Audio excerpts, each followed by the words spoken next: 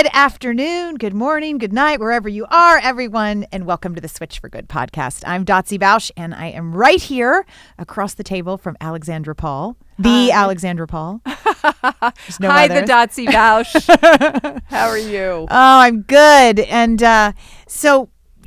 we do talk a lot about poop on the show. I mean, we've mentioned that over and over again. But today we're going to talk about that same area, but a little bit more fun. We're going to talk about penises. Yes, and I have to say I'm really excited to talk to our guests because they don't shy away. I mean, we've had doctors on this show who say things like down there and private parts and And you remember one show where I just started talking about penis because I was not happy with us sort of dancing around. Right. When the penis is an amazing thing. Why dance around it? Sell it, girl. Yeah. That's right. So we are going to be talking about penises today and prostate cancer because unfortunately they do go together. We're interviewing Mindy and Bruce Mylrea, and they're the founders of One Day to Wellness, which is a nonprofit, and they're also they're married, and they're the authors of two new books that are just out. One is called The Plant-Powered Penis, which is written by Mindy, and Bruce, because of his personal experience, unfortunately, wrote The Plant-Powered Approach to Prostate Cancer, which released yesterday. Yes, exactly.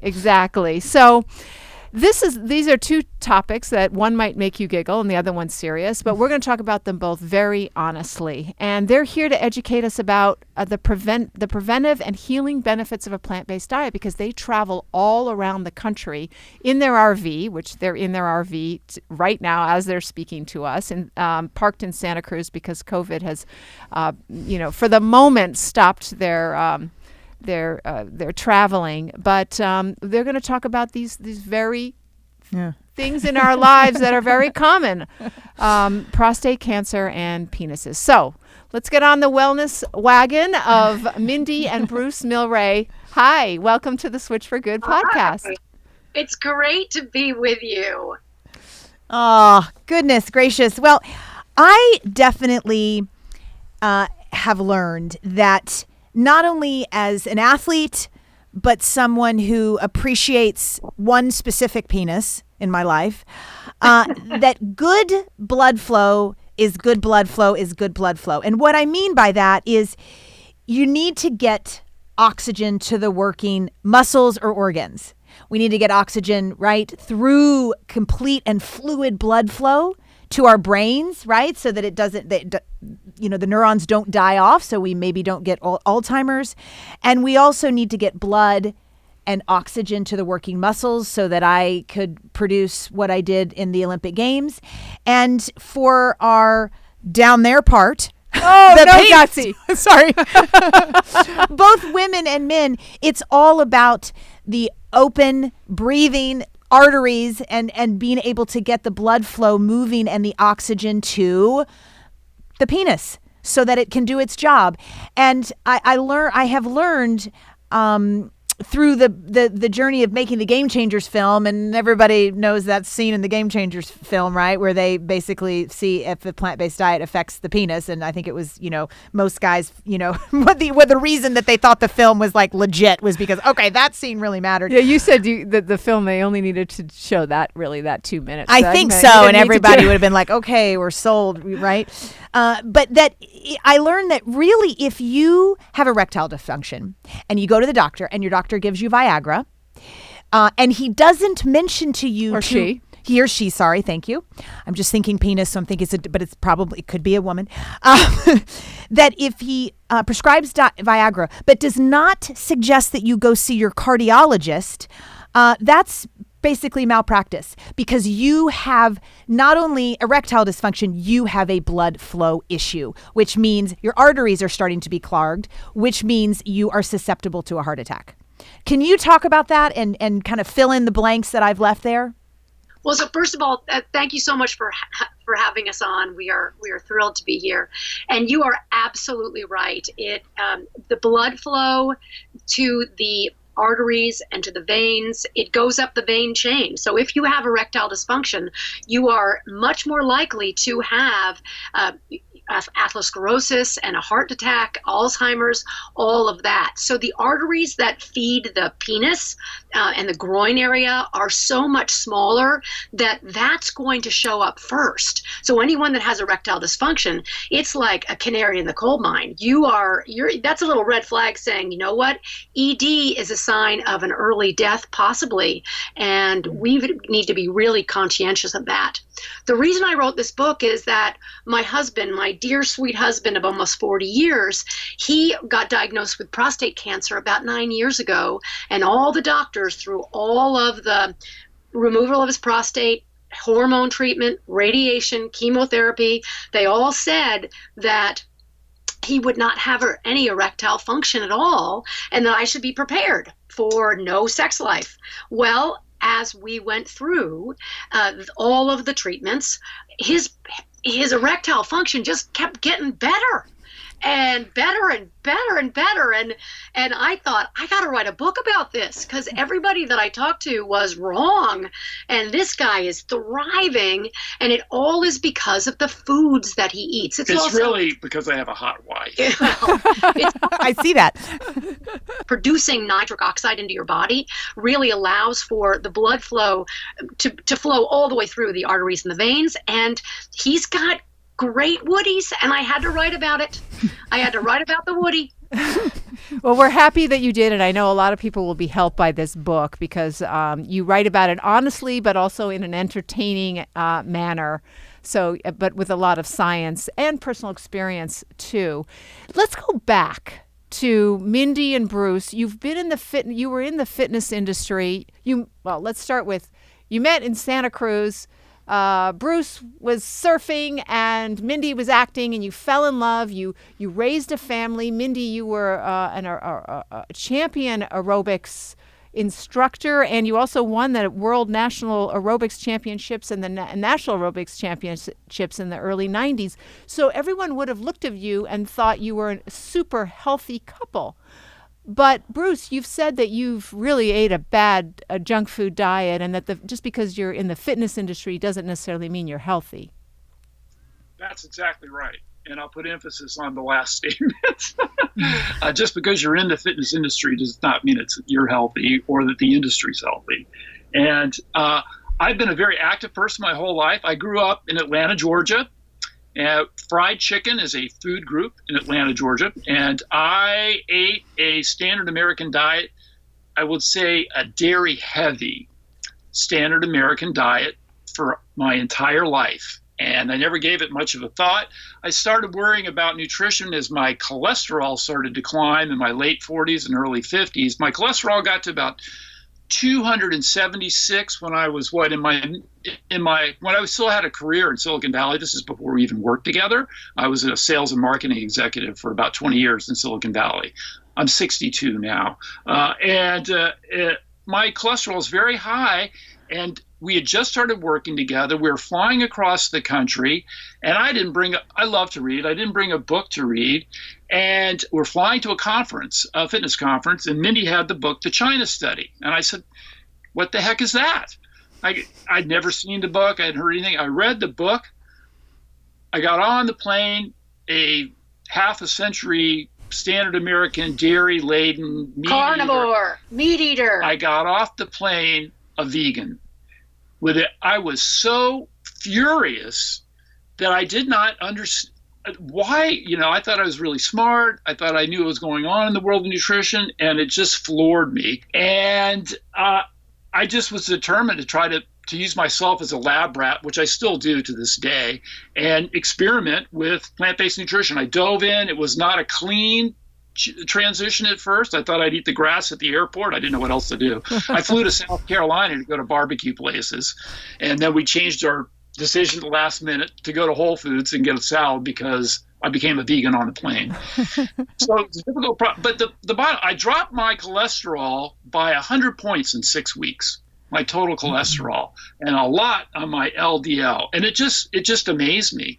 And I took my blood tests. I went back in to see my doctor, who had never said anything about diet, just about drugs.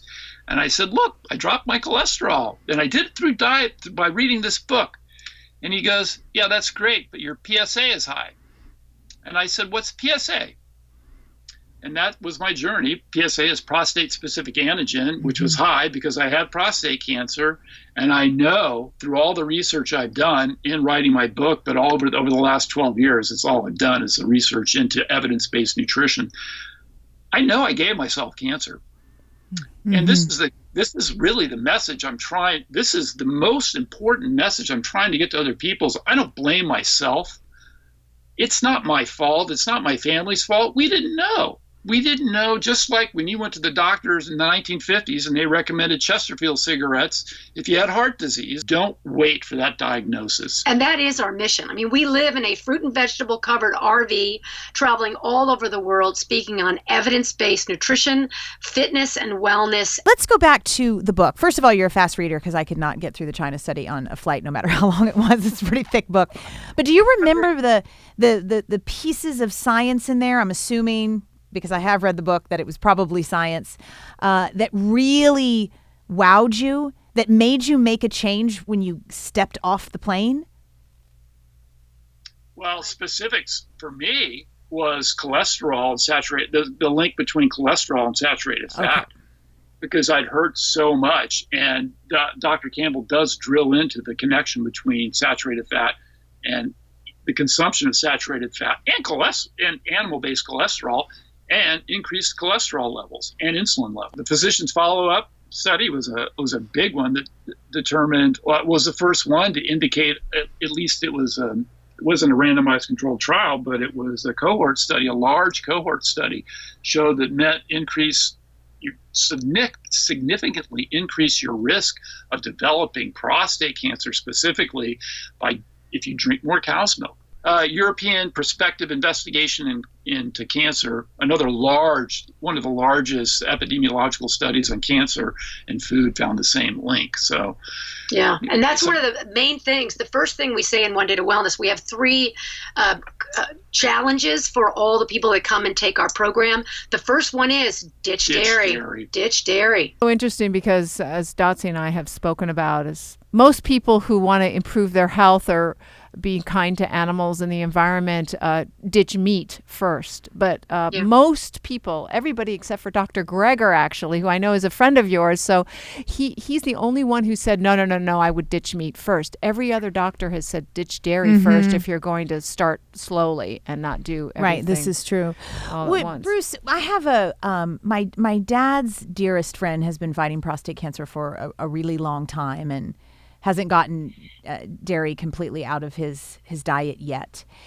If you were to speak to him and share with him part science and just part personal experience, what would you say to him if I brought him on the line right now? Well, the science, I would say it's clear through, if you look at the hierarchy of scientific proof, at the bottom, you've got large epidemiological studies, large cohort studies of hundreds of thousands of people looking at the consumption. Those who consume the most dairy have the most risk for prostate cancer. I don't know what cohort means. Epidemiological either. I'm sorry. So a large epidemiological just means looking at the global trends, at what's going on, as opposed to, like, the gold standard for the pharmaceutical industry is a randomized controlled clinical trial. So Dr. Dean Ornish did a randomized controlled clinical trial with 100 men. He split them into 2 groups. And he said, one group, you're just going to eat a straight vegan diet with a couple supplements. The other group said, keep doing what you want. We're going to monitor your PSA, which is the measure you use, the best marker for the progression of prostate cancer. He was able to show a decrease in the PSA with the people that switched off of all dairy and all meat, and an increase in PSA in his control group.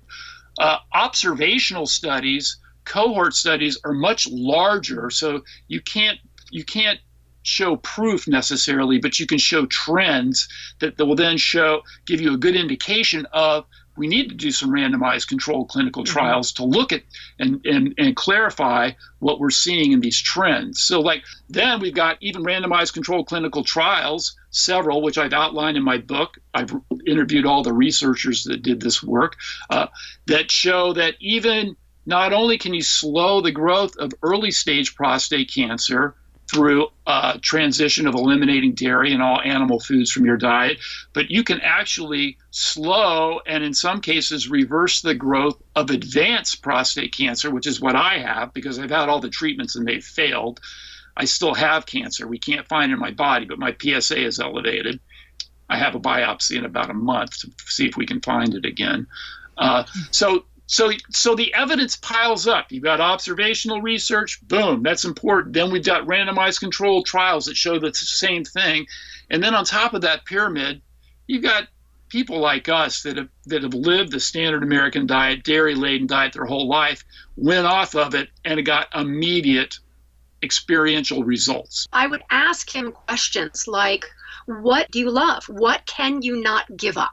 Right? And then what I would do is I would bring out my handy dandy recipes from my book and I would make him some beautiful cashew cheese or banana ice cream or something that was a substitute.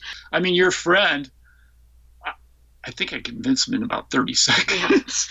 Yeah. If you look at for prostate cancer, the foods, the number one food, and it's animal foods in general, animal and processed foods, and it's not just prostate cancer, it's cancer. Right? I mean, my story is prostate cancer, but the most cancer, certainly hormonal cancers. Mm-hmm. Hormonal cancers, right. It's the rich, as Dr. John McDougall told me personally, the cause is the rich Western dairy-laden diet. Mm-hmm. Have a nice day. Yeah. And so if you look at specifically the foods that are most associated, when you look at these observational studies, it's chicken, red meat, chicken, and dairy, and eggs. Mm-hmm. And for prostate cancer incidence and prostate cancer recurrence, those are the most dangerous foods. So if you're interested in trying to improve your odds, dairy's the first one to go. Get our taste buds back to where they were normal taste buds from when we were born, and we are feeding ourselves just glorious, beautiful, delicious living food. It's going to make you feel better if you give it long enough to experience. But most importantly, and like in my situation, if you're going through cancer treatments, radiation, chemotherapy, hormone therapy, I've done surgery, I've done all of these. You want to have the most powerful, the most scientifically evidence-based diet you possibly can in order to recover and to continue to battle that disease. If your doctor declares you cancer-free, shove them aside. You're never cancer-free. After you've been diagnosed with cancer, you're battling cancer for the rest of your life. You start switching on all the genetic signaling with what you did before with those foods. The disease will come back, just like diabetes, right? You can eliminate diabetes through diet and elimination of dairy in most cases. However, as soon as you put those foods back into your diet, it comes back. Well, I want to know before we go into the next question, how common prostate cancer is. What's the survival rate? Who's the most susceptible to it? I don't think we have enough information really out there about those things. 1 in 47 men. It's the 5th leading cause of cancer death worldwide. Okay. In the United States, it's the 3rd. I believe it's the 3rd most diagnosed form of cancer. The risk factors are age is number one. Most men that are diagnosed with prostate cancer are older than I am, which puts me at higher risk. I was diagnosed fairly young at age 52 because my diet and I watered the genetic seeds of my prostate cancer. I had to have the genetics to develop the cancer, but I watered the seeds every day for 50 years. And then African Americans are much more susceptible to prostate cancer and aggressive prostate cancer. After that, obesity is the highest risk and factor. diabetes. Only 1 in 47 men that are diagnosed actually die of prostate cancer. So that is good news. It's generally a slow-growing cancer, but not always. I have personal friends that were diagnosed when I was at a lower stage than I was that are no longer with us. And so it just depends. My cancer, I'm right at the intermediate, but my cancer had already grown enough that it had grown outside of my prostate bed. That's why it's advanced. And it had grown into my what's called seminal vesicles, and it had begun to spread. So my surgery didn't have the margins to remove all of the cancer. And unfortunately, that's why for the last 9 years, the good news is there are long survival odds generally. And as I write about in my book, but however, the difficult thing is you've got to be prepared psychologically, because this can be a long-term situation that you're going to have to deal with, and you have to have a great partner. Or if you don't, you've got to have great purpose. And if the giant randomized control trial came out and said, you need to eat rusty nails to defeat prostate cancer, I'll be the first one at Home Depot buying nails and putting them in salt water to figure out how to do it. So, well, but a lot of men have trouble changing their diet because, as we talked about, these habits are very hard to change. And because only 1 out of 47 men might die from it, that's a reason that people might not take it so seriously. But the quality of life in terms of sexual health can be devastating. Can you tell us what percentage of men, after having either chemo, radiation, or the surgery where you remove either part or all of your prostate, what happens to their erectile function? What percentage? Should they expect? And I guess what's going on with you and your penis? We can hear from either Mindy or Bruce about that. I'll start and then I'll let him finish. That's a hard question, because there are a lot of men that won't tell you one way or the other, because it's a very sensitive subject. So you don't really know the stats all the way. However, Bruce is probably in, I would say, the 5 percentile that is thriving from a sexual perspective. I mean, when Bruce first had his prostate removed and he was put on Viagra right away by the doctor to get everything moving again. And very quickly we learned that we didn't need that at all. And the doctors are blown away. The doctors ask him all the time, well, how you doing? Bruce is like, I'm great. And I look at him, I'm great too. We're great. It's worthy of a book to be written about it, I'll tell you. And it's good that you did. So you say it's the nitric oxide in the vegetables. What makes Bruce different? And why does diet make such a difference?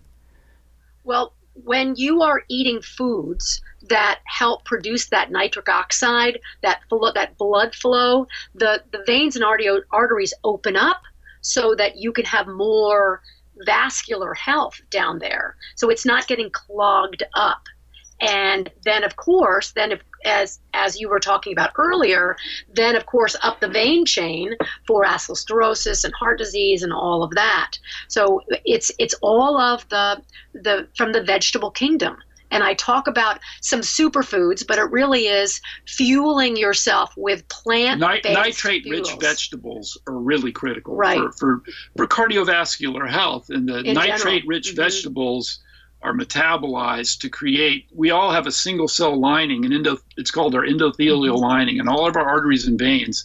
And the job of that endothelial lining is to keep blood flow happening unimpeded through our bodies. And the way you do that, that's where nitric oxide is created, right there in the endothelial lining.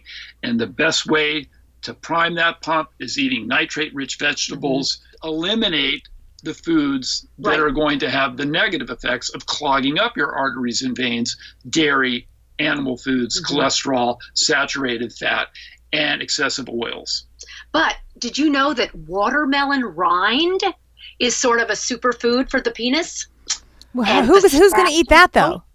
That sounds terrible. I know, is it the white part inside, or is it the outside, the green part on the outside? It's the white part. Oh, how do you eat that? Do you just, Bruce? Do you just eat that? Accident. You eat it. But that's a superfood. But as I said, all plant foods are fantastic and amazing, and whole grains. What are the top 5 nitrate-rich vegetables? Well, let me take a look in my book. Anything green. Anything green is Okay. Dark, leafy, green vegetables. And beets. So, Yeah. and beets, beet juice. beet juice, beet leaves, all cruciferous vegetables or nitrate rich. Avocados are great too. Citrus fruits are wonderful. Berries are wonderful. So it really is anything that will create that nitric oxide rich quality inside your arteries and veins. How can those who work in the fitness industry start to really kind of flip the script, right, on what general public think is healthy in the fitness world? For me, back in the day in my career as a cyclist, there was a lot of protein powders. It was like you couldn't do anything unless you put powder in your shake. And there was an ease of use about it sometimes, and then also just my teammates and I used to just get tired of consuming so many calories. I would literally get tired of chewing. We would call it force feeding when we were doing long distance stage races. So it was helpful for that too, just to get something down. But then now, as just a regular active fit person, not training for anything specific, I don't find any need at all for powders. Like, why would I put a scoop of powder when I could just eat food? How can we change that whole entire thinking? From thinking that they need processed powder. The fitness industry is, I think, on top of the pyramid on that in terms of thinking that's a need. And obviously, a lot of it is based in, the companies wanting to profit. So the company's telling you that you need this, right, to be well and healthy. But that's it. Marketing. That right there is the reason for all the problems related to the. You want to why we have these horrible chronic conditions in our country? It's all marketing of disease promoting food. Dr. Greger will tell you it's very simple. A date, a walnut, and a shot of beet juice. A date for a shot of glucose in your system. That's what you need before you work out. Maybe a little satiety for the walnut. But that shot of beet juice, that is going to increase your athletic performance by 15 to 20%. By increasing nitric oxide production. Right. What is your food philosophy now? Because, Bruce, I hear you love nut butter, which has got a lot of fat in it, but you prefer to eat a lower fat diet. So tell us about we've heard the whole food and plant-based, but low fat too? We found a solution to Bruce's nut butter fetish. Our plant-based diet over the last 10 years, probably like most people's, has been an evolution. We started out, we didn't know what the hell we were doing. We developed our own tools. Probably the most important thing we did is we just continue to stay engaged with the evidence-based nutrition community. But we do go low fat. I'm low fat primarily because Dr. John McDougall has beaten that into me for cancer treatment. And what do we do? I am addicted to nut butters. Mindy bought peanut butter last week. I can't stop eating it. But this, gals, is the solution that we have found to enjoy nut butter. We made this ourselves. It's chestnut butter. Chestnut butter. Okay. So we were in Portugal last winter, and I don't know if you've ever been to Portugal, but you go to like Porto, and they're roasting chestnuts right on the street, and these and we bought some. They put them in a bag, and you eat them. They're unbelievable. And then we bought them every day, and we thought, oh my gosh, they're so high in fat. Because they're nuts. It turns out chestnuts are less than 10% fat, as opposed to any other nut, right? And I'm not saying nuts are generally healthy if you eat them in very small quantities and you're trying to lose weight. But I couldn't control it because it's just so delicious, because we make our own nut butters too. So we started making nut butter with chestnut butter. Mm-hmm. So we've developed a low fat, and we're going to put it on our website. We've got a 30 plus recipes on our website. We're going to put this one on there. So I make my black bean brownies and my chickpea cookies and anything that requires a nut butter. I use this nut butter. Is it as good? It's close. It's an acquired taste. It's close. So, but you buy the chestnuts on Amazon. They're already roasted. I just roast them a little bit more. I put them in the food processor with a little bit of water, and then they make this wonderful chestnut butter. And we put it on our toast. And as I said, I make them in the recipes. So we are now very low fat. Yeah. And we say with nuts, raw is best, dry roasted would be second, but you have to be very careful with roasted nuts because that's roasted in oil, and we do not eat any added oils at all, just naturally occurring fat. So we'll have avocado. Which, by the way, is another evolution in our diet. We gave up all added oils, 3 or 4 years ago. Yeah. After we went to a McDougall retreat and we heard Dr. Caldwell Esselstyn talk about all the research he's done with Robert Vogel at the University of Maryland on oil, even olive oil, slowing down your endothelial lining ability to create nitric oxide. So you asked about our philosophy of eating. It really is a whole food plant-based diet with no added salt, oil, or sugar that's been added to the food. So we often have trainings online where we train people how to cook and how to eat well and love eating. That's one of the problems in our country especially, is we have this focus on, I'm eating something, I feel guilty about eating, and so I'll either rush or I'll be standing, or I won't just sit and savor and be satisfied.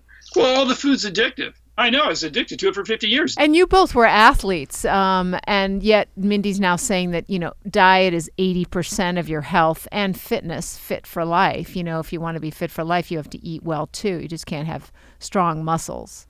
Well, Mindy, when she won the World Aerobic Championship and the National Aerobic Championship like 100 years ago, you weighed more than you weigh now. She 30 weighed, years she ago. weighed more than she weighs now, and we now both work out less than we ever have.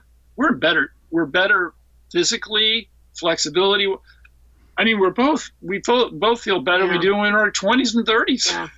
I created a couple years ago a program called Fluid Strength because I noticed that my flexibility was so much more profound than ever in my whole career. And I'm 59.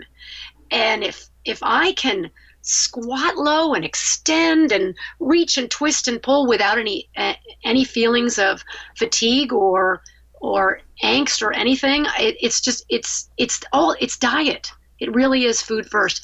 And the other thing too is I want people to work out because they enjoy moving and moving throughout the day. So we follow the tenets of the blue zones, people that live the longest in pockets around the world, and they're not going to a gym and working out for an hour and feeling like they have to. They're just moving throughout the day. And Bruce and I travel a lot speaking, and we notice different pockets of old people, like in Italy, walking the streets, and they never go to a 24-hour fitness or a Gold's Gym. They just move, and they move beautifully, and they're over 100.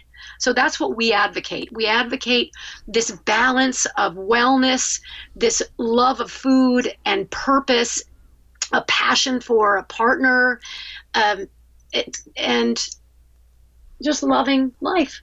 Yeah. But people are so, just like me, or you're just afraid. You're like, oh, I'm going to have to give up the foods that I love. The thought of me giving up cheese was just like, I couldn't do it. That was the last thing for me to go. I'd still sneak over to Whole Foods and go on cheese sample day and grab cheese. He would leave me in the salad bar, and I would be like, where is Bruce? And he's off sampling cheese. Cheese samples. But how's my cashew cheese? Delicious, yeah. But once it's just letting people know that it really, if you can do it long enough to experience how much better you're going to feel, that's the power. Well, we know that a plant-powered diet gives energy because this is a very energetic couple. They do not seem to be a couple that are 59 and 62 or that have dealt with cancer at all. Not one bit. So, dealing with cancer. Dealing with cancer, right. Tell us about, in your book, Mindy, The Plant-Powered Penis. What are some of what's the book about? I wanted the book to come from a very personal perspective, but I also wanted to lace all the science and the research in it as well. So it starts out with my personal story. Bruce and I have 3 sons. I have 3 brothers. I have a father and a husband. I'm the lone vagina in a sea of penises. So I have many, many penis stories.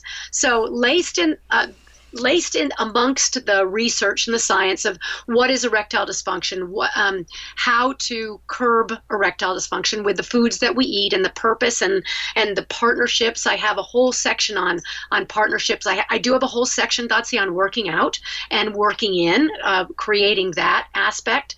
I have a whole recipe section really for substitutions. So I have lasagna and a pizza and a breakfast burrito and things that we normally would eat on a standard American diet that is now a whole food plant-based diet. I also, in every chapter, I have a penis tip from my perspective, and then I have a tip about the tip. So I have a whole section on Viagra and my story about Viagra. I have a whole section of masturbation. It's very fun. It's lighthearted, but it's also, it tugs at your heartstrings as well. And a lot of it is Bruce's and my relationship along the way. And there were many stories that I read early on when Bruce was diagnosed with prostate cancer about relationships changing and changing not for the better, but for the worse, because men retreated or their sexual function was not. Well, let as me it interject. was. One of the main treatments for especially advanced prostate cancer is hormone therapy, which is androgen deprivation therapy, which is a drug you take that shuts off the gene that tells you to get an erection. So you just lose. You don't have any interest. It's not like you want to have sex, but you can't. It's not like, it's just like you don't care. So Who cares about? So he's been through that I've two done times. It twice, so that'll shut down your sex drive. But so, he got a lot of work done during that time. but you can overcome that. But it takes effort. You have to work at it. And then if you're on intermittent hormone therapy, that will allow you to come back, and your testosterone will come back and return. And if you've been practicing, and trying to literally keep it up, that's going to help in the long run. But food is critical. How you deal. I have something called partner pointers, and I have, I think, 12 tips from my perspective from living with this man for 40 years and having 3 sons as well. I think that it is a powerful book for relationships, whatever relationship that you are in. So I don't talk about just the male-female relationship. I talk about whoever your partner happens to be.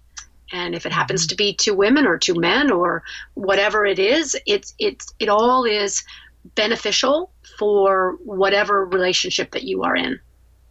I want to ask a technical question that came into my mind when you were talking, is that what is the reason that men cannot get an erection after prostate removal? Is it because there are nerves affected, or is the prostate, I don't even know what the prostate does. Well, thanks for asking that question. The prostate creates the semen and pumps it. It's your pump to pump semen out to make more human beings. That's what it does. And It's located right at the base it's located basically at the bottom between your bladder and your rectum. It's sitting right there. It's right in between, and your urethra comes right through it. And it's small. It should be about the size of a walnut. Now, so your question is, if you have surgery, you're removing it, and yes, you can get nerve damage, and you can have, with robotic surgery, they're much more accurate in being able to limit the nerve damage associated with the prostatectomy, which is still considered the gold standard for prostate cancer, just to have it removed if the cancer is contained within the prostate bed. Mine was already outside of the prostate bed. We didn't find that out till after I had my prostate removed. So yes, you can cut the nerves. You can actually, if you do severe enough nerve damage, there's nothing you can do, right? So that does happen occasionally, and those men, I certainly feel for them. So that's number one. So did I have nerve damage? Probably, but not overly extensive. After that, radiation has a tremendous efficacy of decreasing erectile function over the years, like the first 5 years. That's why our radiologist said you probably won't have an erection within 5 years. He pulled me aside. Nine years ago. Ready. And this was after surgery, now going into radiation. So the radiation also is the issue. And then androgen deprivation therapy just shuts down the desire. You have a doctor saying you're not going to have erectile dysfunction. Your erectile dysfunction is going to be minimal or non. And most men, I don't want to say most men, many men take that as, okay, all right, that's the way it's going to be.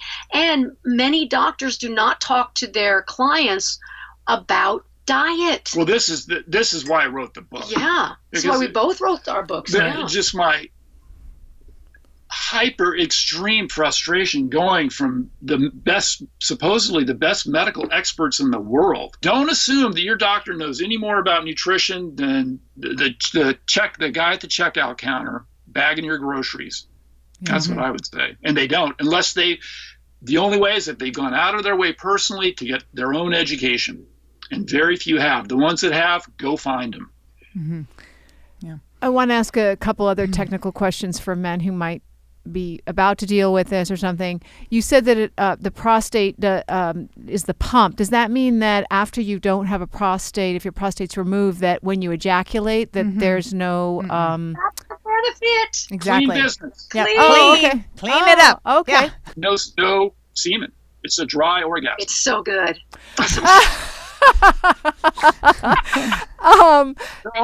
And are your orgasms affected by the surgery, or is it just an erection issue? It's never, for no men, it's not an orgasm issue.